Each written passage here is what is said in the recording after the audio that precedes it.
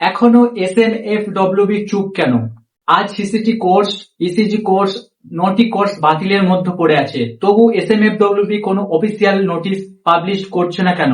তাহলে কি স্টুডেন্টদের ভবিষ্যৎ অনিশ্চয়তার মধ্যে? এমনই কোশ্চেন তোমরা বারবার আমার কমেন্ট সেকশনে করছো। তো চলো আজকে এই বিষয়গুলো নিয়ে চর্চা করা যাক। Hello viewers, it's me Fez and welcome to all on this incredible platform of White Coat Diaries.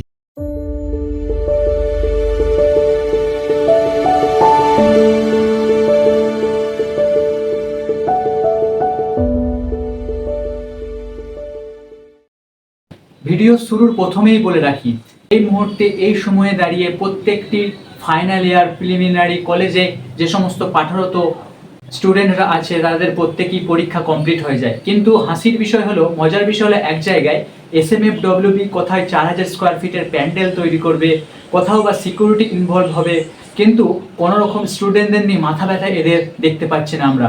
তাহলে কি এখানেই স্থগিত হয়ে যাবে SMFWB বোর্ড? এক সিসিটির একটা টিম যখন SMFWB অফিসে হানা দেয়, তাদেরকে একটা কথা সাফ এবং ক্লিয়ার বলে দেওয়া হয় যে তাদের হাতে কোনো কিছু নেই, সমস্তটা national commission of allied and হেলথ প্রফেশনের আন্ডারে চলে গেছে।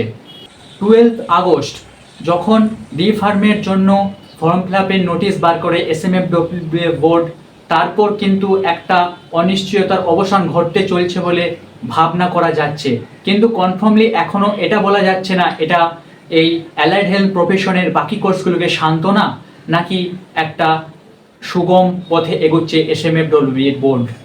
এবার আসি যেই কোর্সগুলো বাতিল হচ্ছে, অ্যাজ লাইক সিসিটি কোর্সটা বাতিল হচ্ছে এমনটা বলা হয়নি এখনো পুরোপুরিভাবে, কিন্তু এখানে একটি সুযোগ আসতে চলেছে সিসিটি কোর্সের জন্য। সেখানে বলা হচ্ছে এমার্জেন্সি মেডিকেল টেকনোলজিস্ট, অর্থাৎ শুধুমাত্র নামটি চেঞ্জ করবে।